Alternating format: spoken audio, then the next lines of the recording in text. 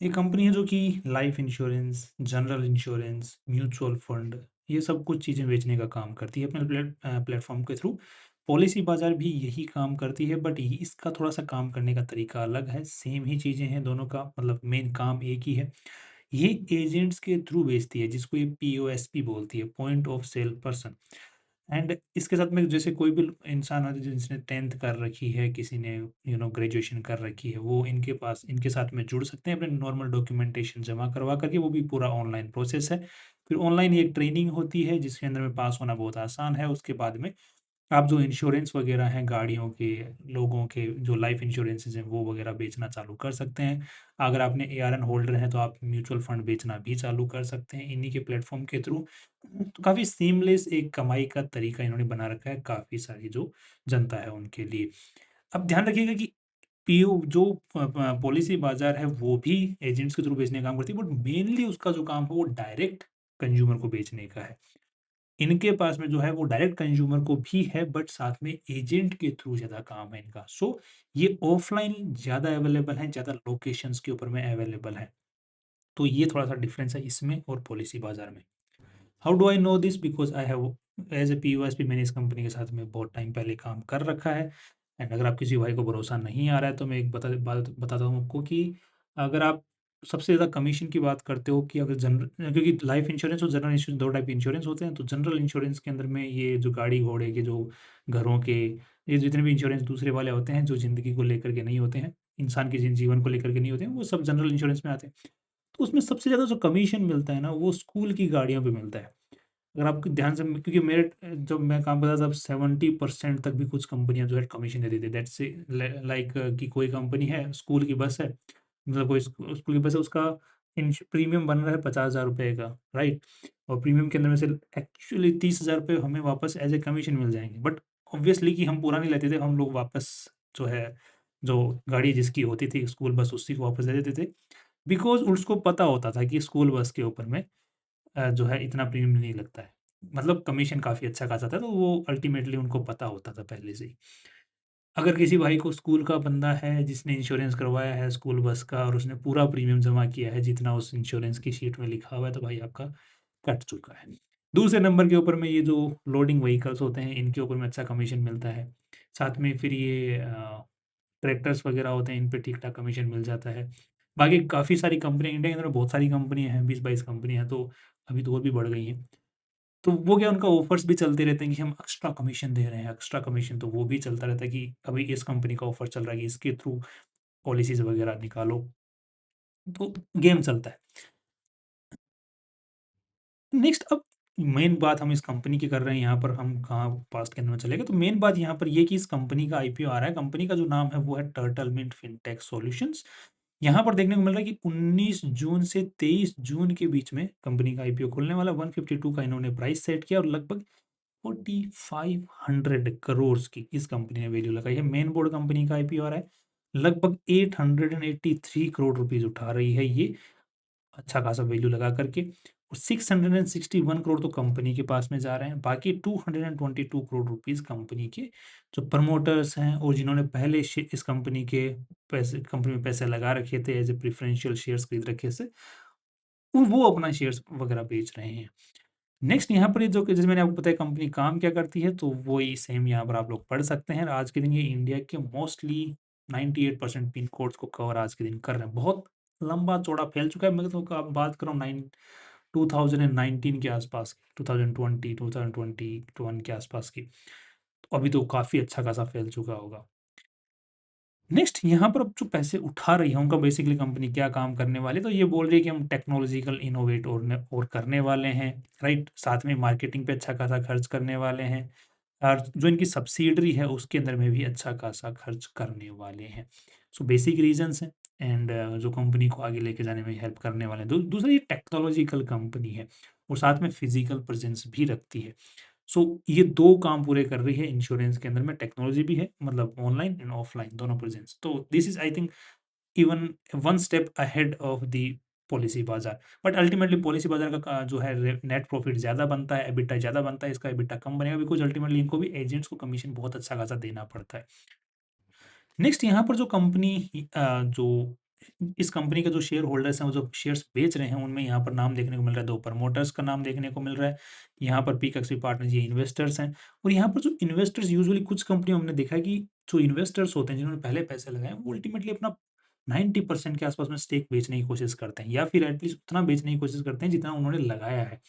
इस particular company में देखने को मिल रहा है कि जो इन्वेस्टर्स हैं, वो जितना लगाया है उतना भी बेचने की कोशिश नहीं कर रहे हैं। जबकि इन्होंने जैसे मान के चलो यहाँ पर पीकेएक्सपी इसकी बात करें पार्टनर्स की, तो इसने ₹21 शेयर प्राइस के ऊपर में वो इनका जो एक्विजिशन देखने को मिल रहा है इस पर्टिकुलर, और यहाँ पर 152 के आसपास का आज के दिन जो है आईपीओ के अंदर में शेयर प्राइस चल रहा है। तो 152 पे भी ये अगर देखा जाए तो ये अपना जो इन्वेस्टमेंट है उसका भी पूरा नहीं निकाल रहे हैं, राइट? तो यहाँ पर लगभग 7 टाइम्स ऊपर चला गया है, राइट? एंड इनके पास में जो टोटल मिला के जो शेयर होल्डिंग आज के दिन देखने को मिल रही है, वो लगभग 5 करोड़ 28 लाख शेयर्स देखने को मिल रहे हैं और ये जो दे रहे हैं इस आईपीओ के अंदर में, वो लगभग 43 लाख ही दे रहे हैं। तो ये 10% भी नहीं दे रहे हैं। दैट मीन्स कि ये अपना इन्वेस्टमेंट भी पूरा नहीं निकाल रहे हैं। दैट शोज़ कि they are still confident in the company कि लिस्ट होने के बाद में भी अच्छा भागेगी, अच्छा करेगी। दैट इज़ यूजुअली बहुत कम देखने को मिलता है, बट इसमें देखने को मिल रहा है। क्योंकि यूजुअली कम क्यों देखने को मिलता है? बिकॉज़ इस टाइ जो इस कंपनी का लीड मैनेजर जो इस आईपीओ को लेके आने में मदद कर रहे हैं, ये यूजुअली हवा अच्छी बनवा देते हैं, बट उसके बाद में कंपनी का स्टॉक नीचे आता रहता है। बट यहाँ पर ये जो कॉन्फिडेंस आ रहा है इन्वेस्टर्स की वजह से, ये एक अलग चीज़ है। अगर हम इस कंपनी की बैलेंस शीट की बात करते हैं, तो यहाँ पर 467 करोड़ की पूरी बैलेंस शीट की, पूरी कंपनी की यहाँ पर पैसा इसके दिन आज के दिन लगा हुआ है, पूरी बैलेंस शीट की साइज़ है इसकी। 467 करोड़, उसमें से इन्वेस्टर्स का जो पैसा है वो 300 करोड़ के आसपास में ही है। That means debt to equity ratio company का ठीक-ठाक नज़र आ रहा है। नव नेक्स्ट अगर हम लोग देखने की कोशिश करते हैं यहाँ पर, तो कंपनी का रेवेन्यू स्ट्रक्चर, तो कंपनी यहाँ पर 460 करोड़ रुपए 2023 में कमाए, 24 में लगभग यहाँ पर 119 करोड़ रुपए कमाए। तो यहाँ पर जो रेवेन्यू है वो 119 करोड़ रुपए है। तो यहाँ पर देखने को मिला जो रीज़न बिहाइंड बताया है कि थोड़े रेगुलेटरी कुछ चेंजेज़ आए थे इरेडा की तरफ से, तो उसकी वजह से जो मार्केटिंग एक्सपेंसेस हैं, वो कंपनियों ने कम कर दिया था काफ़ी सिग्निफिकेंटली, जिसकी वजह से इनका जो रेवेन्यू है वो काफ़ी सिग्निफिकेंटली हिट हुआ था। उसके बाद में वापस इन्होंने ठीक-ठाक रेवेन्यूज़ वापस अचीव करना चालू कर दिया 2025 के अंदर में, और 2025-2026 का जो साल है अभी, उसका 9 महीने का डेटा यहाँ पे 748 करोड़ का रेवेन्यू है। तो यहाँ पर जो ग्रोथ है रेवेन्यू के अंदर में सिग्निफिकेंट देखने को मिल रही है। नेक्स्ट यहाँ पर जो नेट प्रॉफिट या एबिटा की हम लोग बात करने की कोशिश करते हैं। अब यहाँ पे जो कंपनी का एबिटा हम लोग देखने की कोशिश कर रहे हैं, ऑपरेटिंग प्रॉफिट्स या फिर जो हम लोग नेट प्रॉफिट या प्रॉफिट बिफोर टैक्स अगर हम लोग यहाँ पे देखने की कोशिश कर रहे हैं, तो वो सभी के सभी नेगेटिव में देखने को मिल रहे हैं। तो इसका जो सबसे बड़ा जो रीज़न नज़र आ रहा है, that is this cost, that is other expenses. और अदर एक्सपेंसेस मैंने आपको शुरुआत में वीडियो में बताया था कि वो किसको देना पड़ता है, एजेंट्स को देना पड़ता है, राइट? पीओएसपीज़ को। तो ये इन्होंने बता भी रखा है अदर एक्सपेंसेस के अंदर में कि मोस्टली यहाँ पे जा रहा है। अब जो पीबी फिनटेक है, पॉलिसी बाज़ार है, वो भी सिमिलर सा ही काम करी। वो एक्सपेंस जो है उसका अगर हम लोग चेक करने की कोशिश करते हैं, तो उसका मोस्टली जो एक्सपेंस है वो जा रहा है एम्प्लॉयी कॉस्टिंग के अंदर में, अगर मोस्टली देखोगे तो। तो दोनों में फ़र्क ज़्यादा नहीं है। एक ने ग्राउंड पे एजेंट्स छोड़ रखे हैं जिनको वो कमीशन दे रही है, और एक ने ऑफ़िस में एम्प्लॉयी बैठा रखे हैं। एक जो डायरेक्ट कस्टमर को कॉल करता है और एक जो है एजेंट को कॉल करता है कि भाई तू काम कर जल्दी-जल्दी फटाफट, ये काट। इसीलिए इस कंपनी का अगर हम लोग देखने की कोशिश करते हैं, तो इसका जो एम्प्लॉयी बेनिफिट एक्सपेंस है वो मुकाबले बहुत ही कम है, ईवी फिनटेक के मुकाबले। बिकॉज़ इनको एम्प्लॉइज़ किस लिए रखने हैं? एजेंट्स को पिंग करने के लिए कि भाई जल्दी काटो, इस बार कमीशन इतना ज़्यादा मिल रहा है, इसमें ज़्यादा मिल रहा है, ये वाली काटो, राइट? मोटिवेशन के लिए एम्प्लॉइज़ इन्होंने रखे हुए हैं। अब ये हमें देखने को मिल रहा है कंपनी अभी भी जो है पॉजिटिव नहीं हुई है। तो इससे क्या प्रोजेक्शन हम लोग मान के चल रहे हैं कि जो एक्सपेंसेस कंपनी के बढ़ रहे हैं और कंपनी का जो रेवेन्यू बढ़ रहा है, तो उसके हिसाब से कब तक पॉजिटिव हो सकती है। तो यहाँ पे प्रोजेक्शन वाइज़ मैंने यहाँ पर नंबर्स लिए हैं। तो 460 करोड़, फिर 550 करोड़। ये जो 550 करोड़ रुपए है, ये जो रेवेन्यू है इस जगह पे लिया है मैंने, जिसके अंदर में कंपनी ना 119 करोड़ का रेवेन्यू जनरेट किया है। ये इसलिए मैंने यहाँ पर एक एवरेज निकाला है दोनों, इस साल का और इस साल का, सो दैट कि अपनी जो कैलकुलेशन है उसमें ज़्यादा डिफेक्ट ना आए। सिर्फ कैलकुलेशन को स्मूथ बनाने के लिए रखा है एक हाइपोथेटिकल नंबर। नेट यहाँ पे जो एक्सपेंसेस हैं वो भी उसी तरीके से मैंने यहाँ पर हाइपोथेटिकल नंबर लिया है। इस एक्सपेंस का और इस एक्सपेंस के बीच का नंबर सा लिया है मैंने, ताकि कैलकुलेशन खराब ना हो। उसके बाद में जो यहाँ पर नंबर हमें देखने को मिल रहा है, इस साल हमें एक्सपेक्टेड है कि 1000 करोड़ के आसपास का कंपनी रेवेन्यू जनरेट कर लेगी, जो कि हमने इन्होंने 9 महीनों में इतने कर लिए, तो इट्स ईज़िली अचीवेबल, राइट? इसके हिसाब से कंपनी जो रेवेन्यू ग्रोथ आ रही है वो 30% की आ रही है और जो एक्सपेंस ग्रोथ आ रही है वो लगभग 16% के आसपास की देखने को मिल रही है। तो उसको अगर हम लोग प्रोजेक्ट करते हैं इन दी फ्यूचर तो 2028 तक कंपनी पॉजिटिव हो सकती है, नेट प्रॉफिट पॉजिटिव हो सकती है। That is good. अब यहाँ पे दो हम लोग अगर 2030 का अगर रेवेन्यू मान के चलते हैं कि 2030 तक क्या हो सकता है, तो कंपनी के पास में लगभग ये तो प्रॉफिट बिफोर टैक्स है। कंपनी का जो नेट प्रॉफिट है वो लगभग 500 टू 600 करोड़ के आसपास में आ सकता है, जो कि कंपनी ने आज जो वैल्यूएशन लगाई है अपनी, वो लगभग साढ़े 400 करोड़ के साढ़े सॉरी 4500 करोड़ के आसपास की लगाई है। तो अगर उसके हिसाब से पी रेशियो निकालने की कोशिश करते हैं तो वो आता है लगभग 9 के आसपास में। वो कि 4 साल बाद में जो कमाई करेगी उसके हिसाब से पी जो फॉरवर्ड पी है 4 साल आगे का, वो 9 का निकल के आता है, जो कि एक अगेन एक इन्वेस्टर्स को होप देता है कि हाँ, ये कंपनी और भी बहुत तरीके से जा सकती है आगे मार्केट के अंदर में। बिकॉज़ इंडिया के अंदर में इस टाइप की बहुत ही कम कंपनियाँ हैं जो कि इतना ज़्यादा बड़े स्तर के ऊपर में काम कर पा रही हैं। तो इस कंपनी को डायरेक्ट कॉम्पिटिटर देखा जाएगा पॉलिसी बाज़ार को, और हमने देखा दूसरे नंबर्स के इन्वेस्टर्स भी अभी होपफुल हैं इस कंपनी के अंदर में।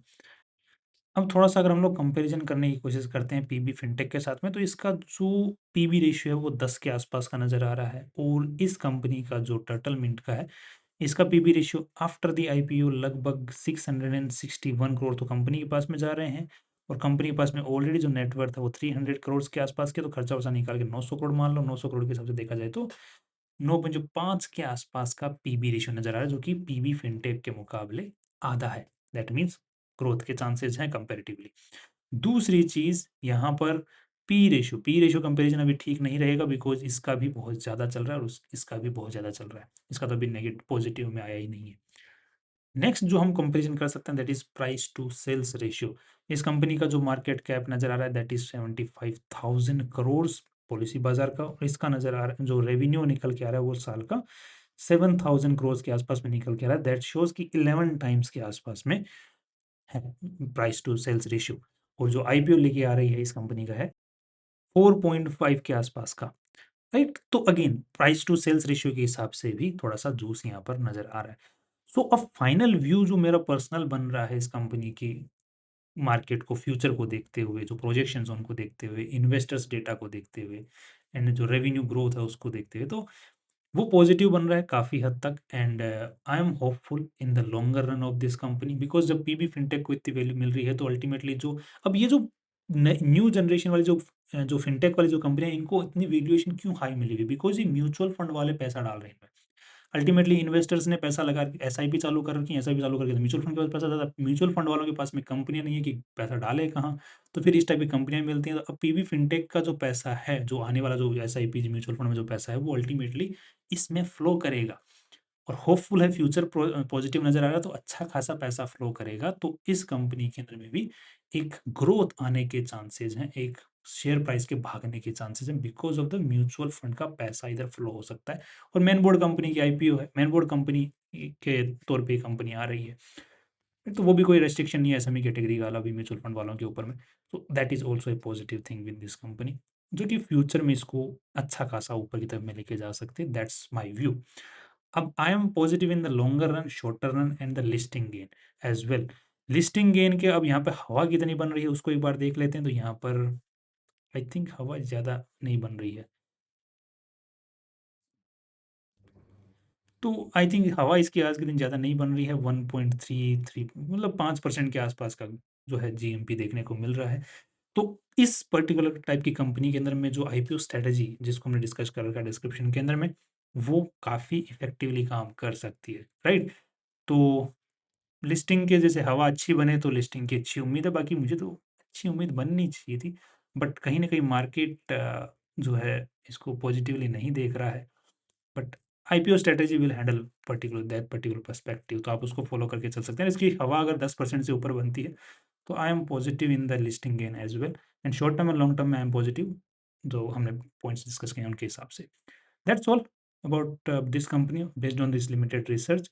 बाकी आप कोई भी अपना डिसीजन बनाएँ फाइनेंशियल एडवाइज़र से पूछ के और रिसर्च करने के बाद में ही अपना पैसा डालें। Finally see you tomorrow.